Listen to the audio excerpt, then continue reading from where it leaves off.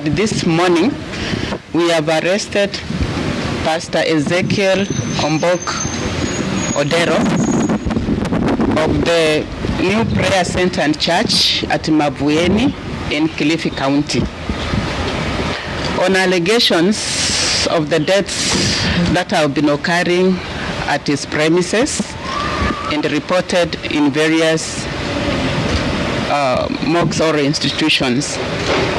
We've also taken action and closed down the prayer center going forward.